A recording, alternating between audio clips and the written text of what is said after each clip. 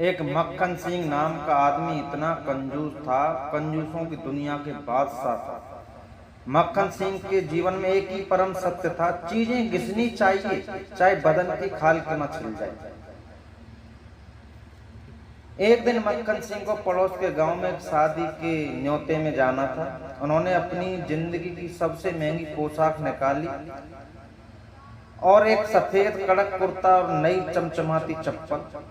जैसे ही वह घर से बाहर निकले, उन्होंने सड़क पर छोटे छोटे कंकड़ देखे। मक्खन सिंह का दिल दहल गया। उन्होंने सोचा, अरे बाबा, इस कंकड़ पत्थर वाली सड़क पर मैं अपनी नई चप्पल पहनकर चला तो इन चप्पलों के तलबे घिस जाएंगे, चप्पलें घिस जाएंगी, 50 रुपए का नुकसान हो जाएगा, यानी कि नुकसान पैसे का।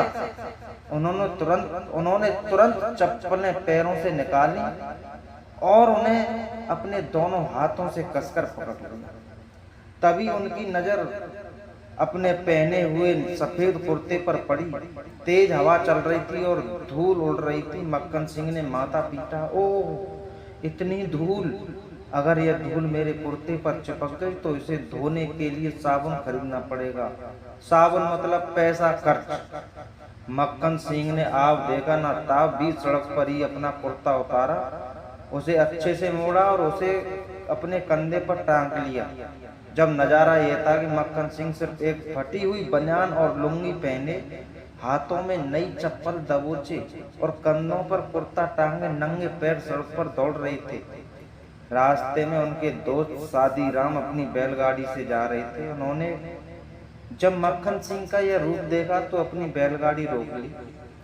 शादीराम हैरान होकर बोले, अरे मक्खन भाई, ये क्या रूप बना रखा है? चप्पल। शादीराम हैरान होकर, अरे मक्खन सिंह भाई, ये क्या रूप बना रखा है? चप्पल हाथ में और कुर्ता कंधे पर, डांकू पीछे पड़ गए क्या? अरे नहीं भाई, मक्खन सिंह बोले, अरे नहीं भाई, डांकों से ज्यादा खतरनाक ये रास्ता। चप्पल पहनूंगा तो घिस जाएंगी, कुर्ता पहनूंगा तो मैला हो जाएगा, इसलिए उन्हें बचाकर चल रहा हूँ। शादीराम बोले हंसते हुए, अरे मूर्ख, चप्पल पैर की हिफाजत के लिए होती है और कुर्ता बदन ढकने के लिए। बदन पर कंकड़ चुभ रहे हैं, धूप से पीठ जल रही है, उसका क्या? मक्खन सिंह बोले, अरे शादीराम, तुम क्या जानो, ये जो पीठ की चमड़ी है ये भगवान ने मुफ्त में दी है। इस पर धूल लगे या कंकड़ चुभे ये दोबारा ठीक हो जाएगी, लेकिन चप्पल और कुर्ता पड़ गया तो दर्जी और दुकानदार मुफ्त में नहीं देंगे। शादीराम ने अपना सिर पकड़ लिया और बैलगाड़ी आगे बढ़ा। मक्खन सिंह दौड़ते भागते जैसे ही शादी वाले गांव के पंडाल के पास पहुंचे, उन्होंने देखा कि सब लोग सज धज कर घूम रहे हैं। मक्खन सिंह ने सोचा कि अब कुर्ता और चप्पल पहनने का समय आ गया है, वरना लोग अंदर नहीं जाने देंगे। वह पंडाल के पीछे एक पेड़ की आड़ में उन्होंने जल्दी से कंधे से कुर्ता उतारा और पहनने लगे, लेकिन जल्दबाजी में ऐसा हुआ कि कुर्ता नीचे पहन लिया और जो धोती वो ऊपर पहन ली और हाथों में चप्पल पहनना भूल गए और हाथों में चप्पल पहनते ही ऐसे वो गए तो जैसे गेट में घुसे वहाँ पानी फैला हुआ था, वहाँ उनका पैर फिसल गया और धड़ाम से नीचे गिरे और नीचे चले गए। लेकिन जब लोगों ने उनको देखा तो अरे, ये आदमी तो उल्टा फंस गया, उल्टा धंस गया।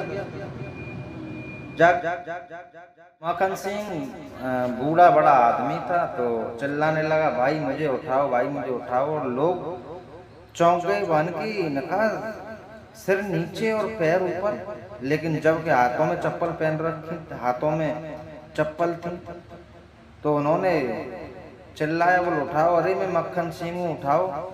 लोगों में अफरा तफरी मची और उन्हें उठाया तो बोले, अरे मक्खन सिंह, तुम इतना कंजूस आदमी हो, हाथों में चप्पल लिए लोग सोच रहे हैं कि इनका सिर नीचे धंस गया है, तुम बताओ इतना लोभ करते हो। यहाँ शादी में तुम्हारा सब लोगों ने मजाक उड़ाया।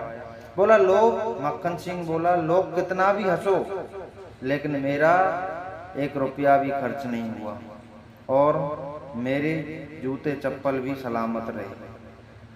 तो ऐसे ऐसे लोग हैं, पहले ऐसे लोग हुआ करते थे। अगर आपको ये हमारी कहानी पसंद आए तो हमारे पेज को फॉलो अवश्य करें। राधे राधे, जय श्री कृष्ण।